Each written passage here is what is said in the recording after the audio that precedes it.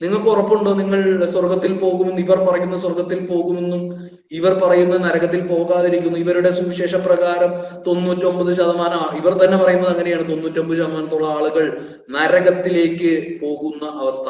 നല്ലൊരു പാക്കേജ്. ഇതാണോ good news? 99 ആളുകളെ നരകത്തിൽ വിടുന്ന ആ സുവിശേഷമാണോ ഗോസ്പൽ? ഇല്ല ഇല്ല ഇല്ല. 100 ആടുകളെയും തേടി വന്നത്. 100 ആടുണ്ടെങ്കിൽ 100 പേരെയും 100% അവരെ കൊണ്ടുപോയിരിക്കുന്ന സ്നേഹവാനായ ഇടയനെ മനസ്സിലാക്കുവാൻ കഴിഞ്ഞില്ല. ഇതിന്റെ ഒരു പ്രധാന പ്രശ്നം, നമ്മൾ ഈ ബൈബിൾ വായിക്കുമ്പോൾ പഴയ നിയമം മൂലം തുടങ്ങും. പഴയ നിയമം മൂലം തുടങ്ങുക. ഈ ഒരു വെളിച്ചമില്ലാതെ ബൈബിൾ വായിക്കുന്നതുകൊണ്ടുള്ള കുഴപ്പമാണ്. പഴയ നിയമത്തിൽ നിന്ന് നമ്മൾ തുടങ്ങുക.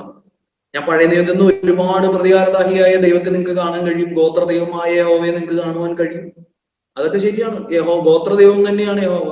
ഒരു പക്ഷാഭേദമുള്ള, മോശയ്ക്ക് മാത്രം മോശയും മോശയുടെ കൂട്ടർക്കും മാത്രം വേണ്ടി പ്രത്യേകം ചെയ്യുന്ന ഒരു ദൈവം.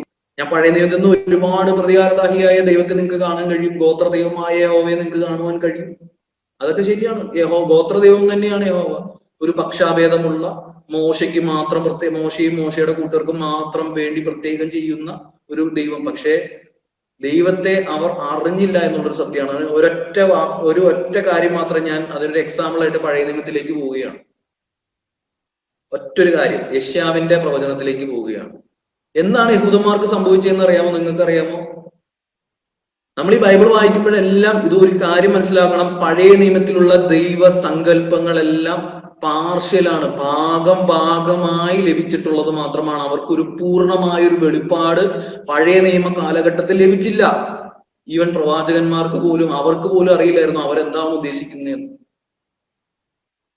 യെശയ്യാ പ്രവാചകൻ യഹൂദന്മാരെ, ഇസ്രായേലിനെ സ്നേഹിക്കുന്ന ദൈവത്തെക്കുറിച്ച്, അല്ലെങ്കിൽ സകല പ്രവാചകൻ മുഖാന്തരം ഇസ്രായേലിനെ മാത്രം പ്രത്യേകമായി പരിപാലിക്കുന്ന സ്നേഹമെന്ന് പ്രസംഗിച്ച് നടന്നിട്ട്, എത്രയോ പ്രവാചകന്മാർ പ്രസംഗിച്ച് നടന്നിട്ടും ഇസ്രായേലിന്റെ അവസ്ഥ എന്താണെന്ന് അറിയുന്നത് നിങ്ങൾക്ക് എല്ലാവർക്കും അറിയാവുന്ന പരിചിതമായ ഒരു വാക്യമാണ്. യെശയ്യാവിന്റെ പ്രവചനം, ഒന്നാം പ്രവചന പുസ്തകം 1-ാം അധ്യായം അതിന്റെ 2, വളരെ നമുക്ക് അറിയാവുന്നൊരു പാട്ടാണ്. ആകാശമേ കേൾക്കുക, ഭൂമിയെ ചെവി തരുക, യഹോവ അരുളി ചെയ്യുന്നു, ഞാൻ മക്കളെ പോറ്റി വളർത്തി.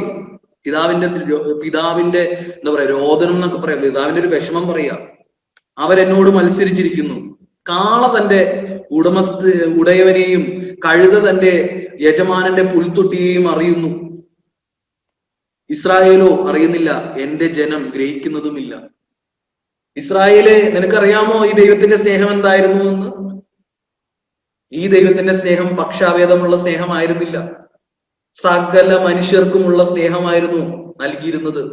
നീ കരുതിയത് എന്താ നിനക്ക് മാത്രമുള്ളതെന്ന്? നിനക്ക് മാത്രമുള്ളൂ എന്ന് കരുതിയിട്ടും നീ ആ പിതാവിനെ അറിയുവാൻ, നീ ആ ദൈവത്തെ അറിയുവാൻ നിനക്ക് കഴിഞ്ഞോ? ഇല്ല എന്ന് പറയുക ബൈബിൾ, യെശയ്യാവിന്റെ പ്രവചനത്തിൽ പറയുക.